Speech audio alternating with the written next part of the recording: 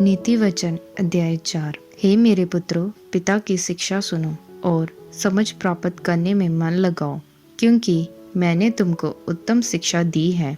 मेरी शिक्षा को ना छोड़ो। देखो, मैं भी अपने पिता का पुत्र था और माता का इकलौता दुलारा था, और मेरा पिता मुझे ये कहकर सिखाता था, तेरा मन मेरे वचन पर लगा रहे, तू मेरी आज्ञाओं का पालन कर, तब जीवित रहेगा। बुद्धि को प्राप्त कर, समझ को भी प्राप्त कर, उनको भूल ना जाना, ना मेरी बातों को छोड़ना।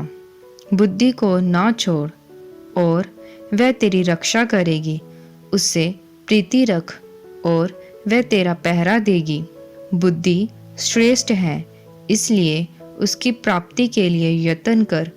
अपना सब कुछ खर्च कर दे ताकि समझ को प्राप्त कर सके।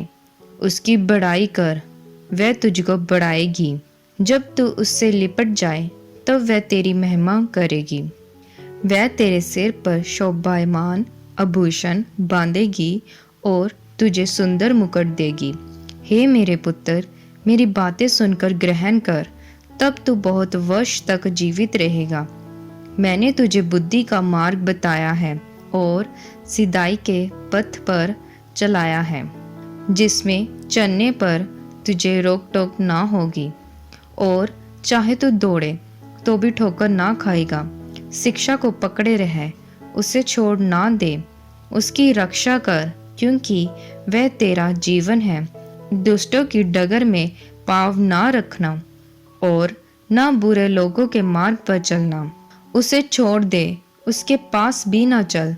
उसके निकट से मुड़कर आगे बढ़ जा, क्योंकि दुष्ट लोग यदि बुराई ना करे तो उनको नींद नहीं आती, और जब तक वह किसी को ठोकर ना खिलाए तब तक उन्हें नींद नहीं मिलती, क्योंकि वह दुष्टता की रोटी खाते और हिंसा का दाख मधु पीते हैं।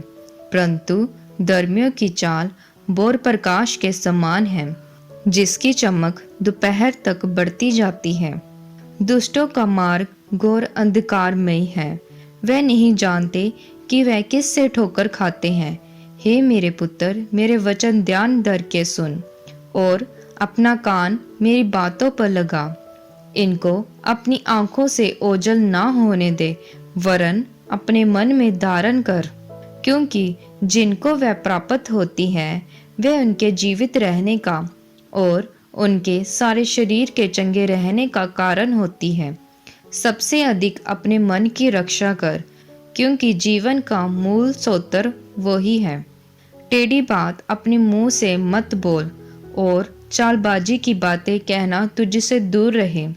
तेरी आंखें सामने ही की ओर लगी रहे और तेरी पलकें आगे की ओर खुली रहे। अपने पांव रखने के लिए मार्ग को समतल कर, तब तेरे सब मार्ग ठीक रहेंगे। ना तो दाहिनी ओर मुड़ना और ना बाईं ओर। अपने पांव को बुराई के मार्ग पर चलने से हटा ले।